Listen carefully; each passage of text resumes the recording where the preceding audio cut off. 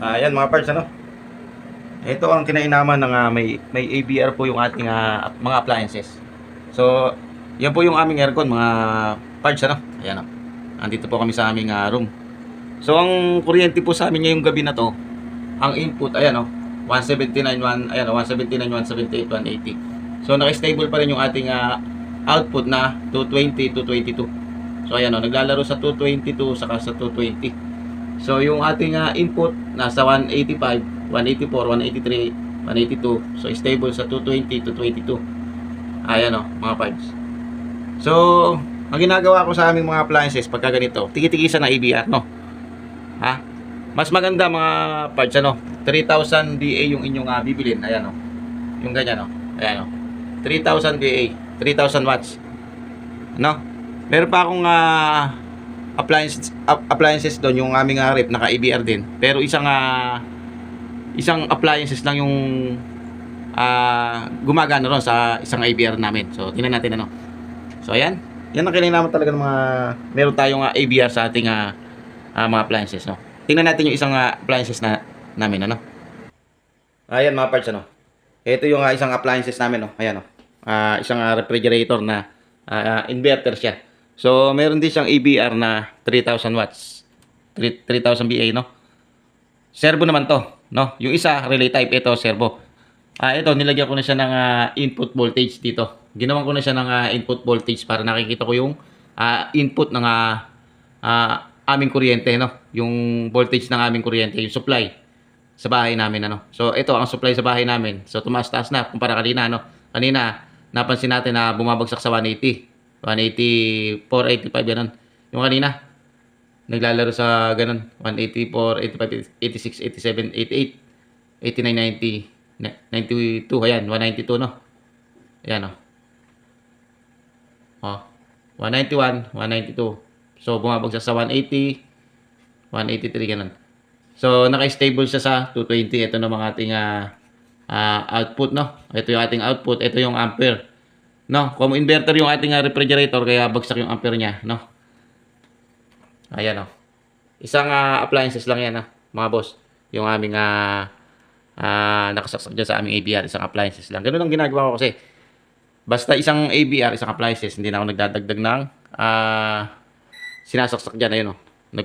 Nag 186 na, oh. Yung input ng aming kuryente rito sa bahay, oh. Yung input voltage, oh, bumagsak na sa 189, 188. Naka-stable pa rin siya sa 220, no? Ang servo motor na to, ang ano nga lang dito, maingay siya. Tunog siya ng tunog. No, init siya ng init pagka bumababa yung voltage, no, yung input. So, naka-stable siya sa 220. Hindi katulad ng relay, ano. Tahimik lang yung relay type natin, yung ando sa aming room. Relay type yun, tingnan natin, ano. So, yan, no. Yan yung sinasabi ko sa inyong relay type ito. Yung andito sa aming room, no. Nabubululaw. Ayan, no. So, 190, 191, no. Stable siya sa 222. So, ayan, no.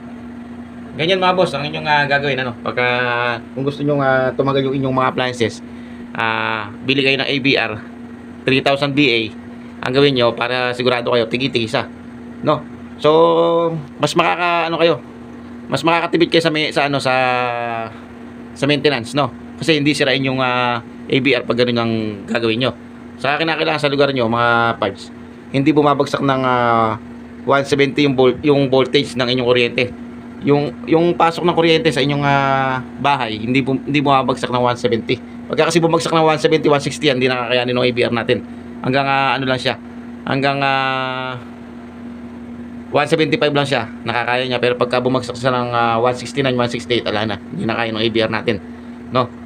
Kaya kung gagamit kayo ng ABR, no, mas maganda yung input niya 110 to 20 volts yung input niya, no, para sigurado, para kahit bumagsak sa 150, 160, makakaya pa rin, no. Pagka kasi ang input niya lang ay 220, ala, mahihirapan yung inyong ABR mga boss, no.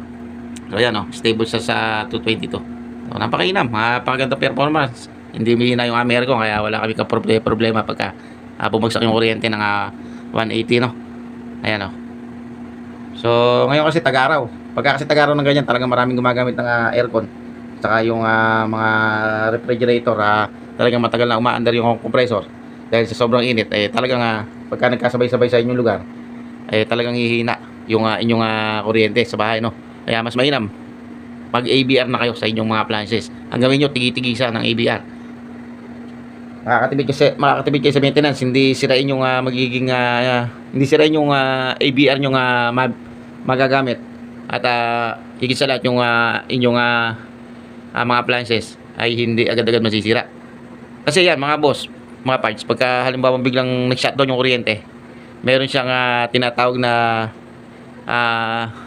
yung delay, no? Meron siyang tinatawag na on delay. Pagka naka on delay yan, mga parts, hindi siya agad magsusupply ng kuryente doon sa ating appliances. Maghihintay lang ng 15 minutes bago uli magkaroon ng supply doon sa ating appliances. Kaya hindi masisira kung halimbawa shutdown tapos biglang magkakaroon ng kuryente, hindi masisira yung ating appliances.